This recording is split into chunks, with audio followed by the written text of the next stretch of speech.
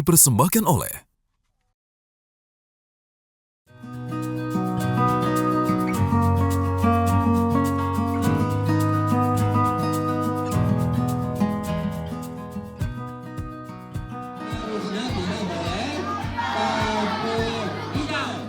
Seringkali panggilan jiwa diuji oleh realita.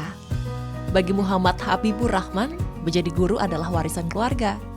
Namun bertahan hidup sebagai guru adalah sebuah perjuangan yang menjadi pilihannya. Bukan karena besarnya penghasilan ataupun tingginya jabatan, tapi karena dari mengajar, dirinya mendapat kepuasan. Sampai akhirnya, ia diangkat jadi pegawai pemerintah dengan perjanjian kerja pada tahun 2025. Tapi sebelum sampai titik itu, Habib punya perjalanan untuk bertahan, yang menarik untuk diceritakan.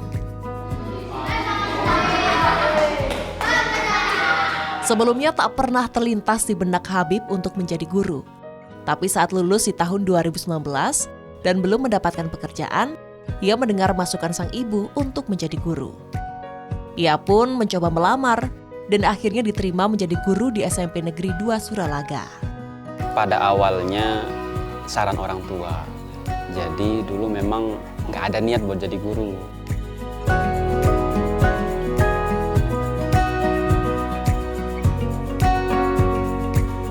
Cuma karena bapak guru, ibu juga guru, kakak-kakak semuanya guru, jadi saran dari ibu gimana kalau misalnya jadi guru juga gitu. Belum sempat kepikiran tapi akhirnya jadi guru juga. Jadi alhamdulillah kecebur di guru.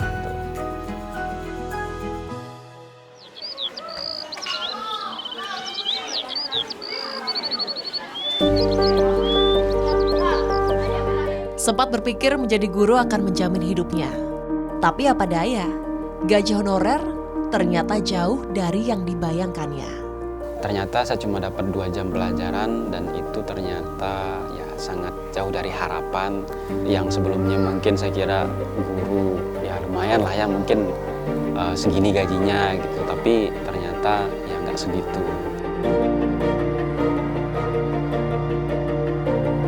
Dan saat gaji pertamanya diterima, Habib pun sadar ia harus mencari tambahan. Tak mungkin bergantung pada gaji guru honorer yang saat di awal kurang dari Rp200.000 per bulan.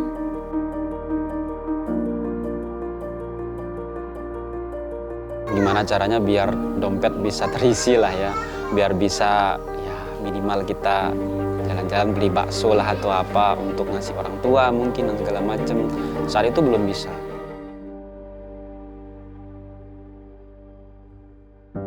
Tak mau menyerah dengan keadaan, Habib akhirnya coba melamar di tempat kursus bahasa Inggris untuk dapatkan tambahan.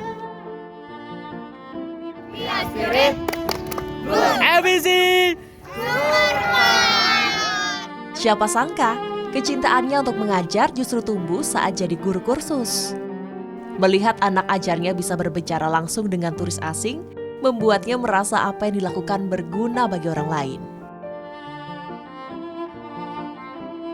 Gimana ketika mereka itu misalnya lancar berbahasa dan mereka praktik misalnya dengan orang luar negeri atau turis gitu, kepuasannya luar biasa banget sih. Itu selain dari apa yang kita dapat.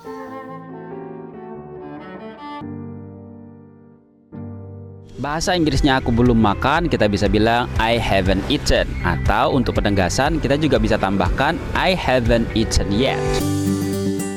Tapi cerita Habib tak berhenti di situ. Guru muda ini peka pada tren. Melihat media sosial TikTok sedang naik daun, ia pun mencoba membuat konten iseng-iseng. Hasilnya sungguh tak disangka-sangka. Awalnya saya ngontenin siswa-siswa saya yang di kursusan. Jadi saya cuma iseng doang gitu, rekam HP, pakai HP.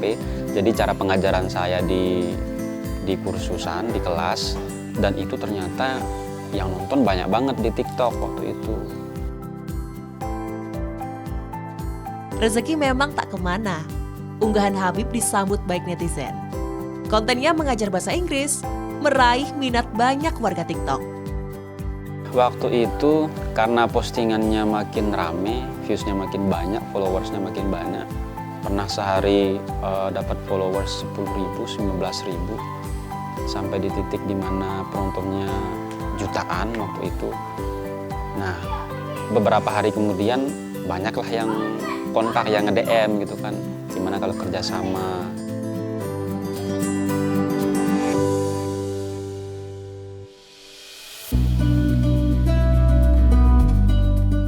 Bahkan ada yang memintanya untuk mengajar bahasa Inggris secara online.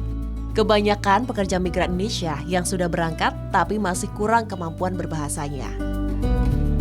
Cara buat bilangnya itu kadang kita udah stuck di sana. Kuncinya cuma satu, praktek gitu.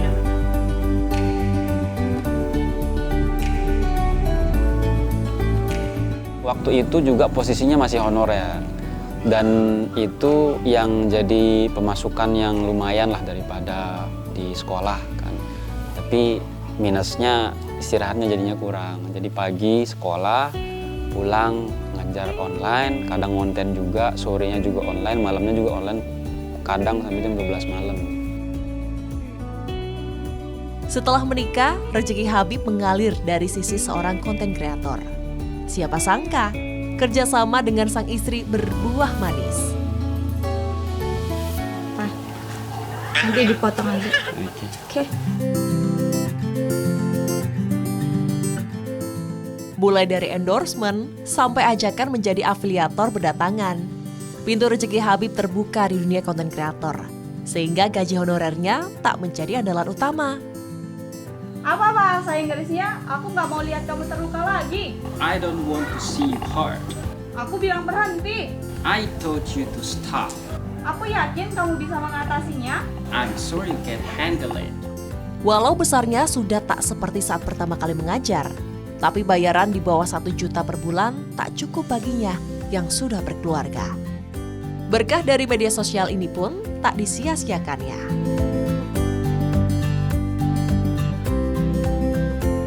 Pintu rezeki lainnya terbuka. Ia ditawarkan untuk menulis buku terkait keahliannya, yaitu tentang pengajaran bahasa Inggris. Awalnya coba-coba, kini Habib sudah punya 4 buku.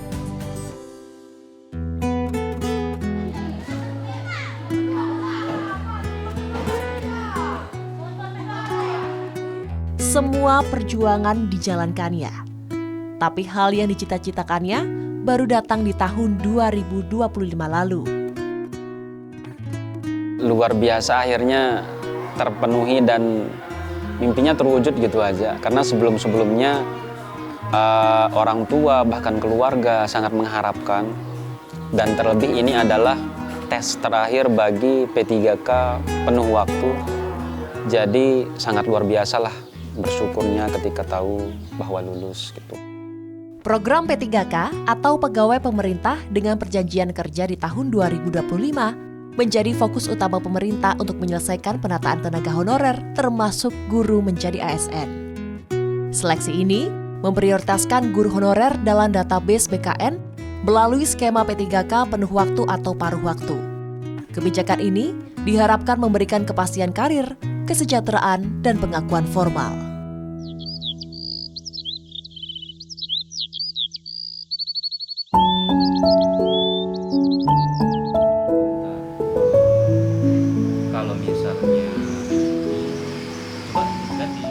Ketika jadi guru honorer dan di sebagian orang itu apa sih gitu, ini kayak nggak ada guna lah gitu pekerjaannya.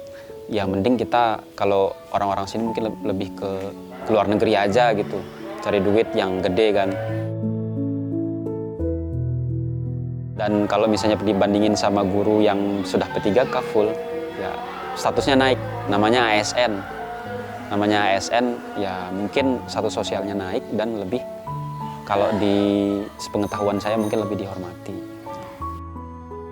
Bukan hanya dari sisi sosial, perubahan status menjadi ASN pun membuat Habib mendapatkan penghasilan yang lebih baik, layak bagi keluarga. Jadi kalau guru honorer itu tidak ada tunjangan anak, tidak ada tunjangan istri, tidak ada tunjangan yang lain-lain.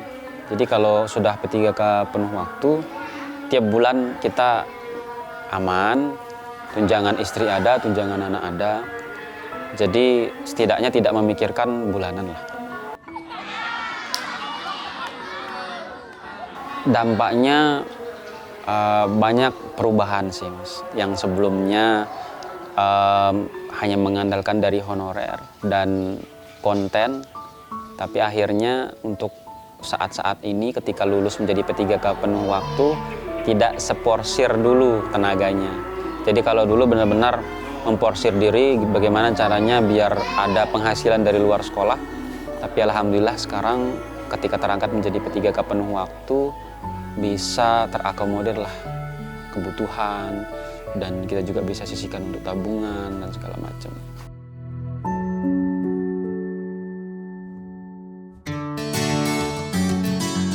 Ketenangan hati setelah statusnya menjadi P3K penuh waktu juga membuatnya lebih konsentrasi mengajar.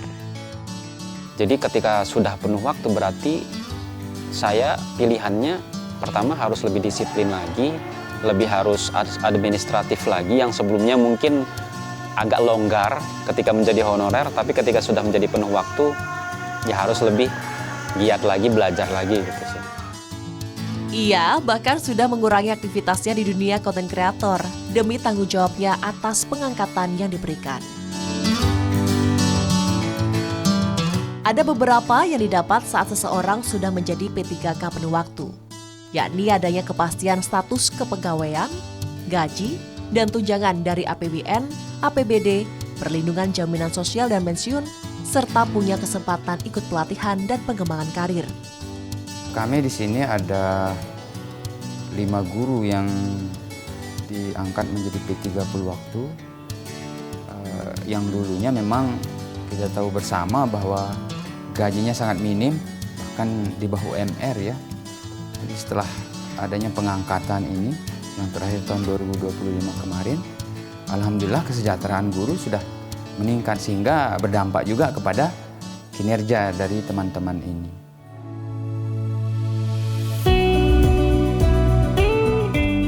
Kini, frekuensi kontennya mungkin berkurang, tapi kualitas dedikasinya berlipat ganda. Di SDN 1 Waringin, Habib tak lagi mencemaskan hari esok. Ia kini fokus memoles mutiara-mutiara Lombok Timur untuk masa depan Indonesia. Revitalisasi yang menyentuh SDN 1 Waringin adalah potret nyata bahwa jarak geografis bukan lagi penghalang bagi hadirnya keadilan pendidikan.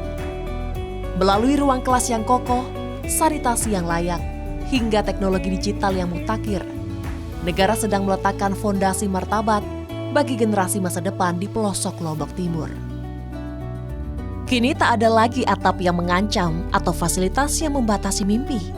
Yang ada hanyalah ruang-ruang penuh inspirasi, tempat anak-anak bangsa berani menatap dunia dengan kepala tegak. Namun bangunan yang megah dan teknologi yang canggih hanyalah benda mati, tanpa kehadiran jiwa-jiwa pengabdi seperti Pak Habib dan para guru lainnya.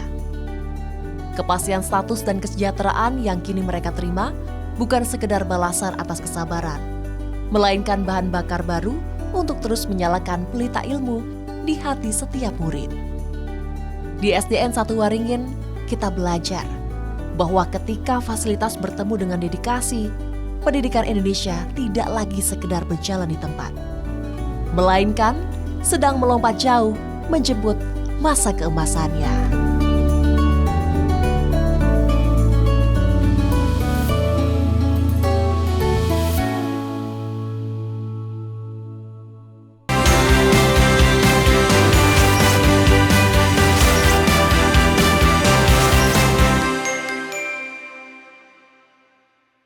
Dipersembahkan oleh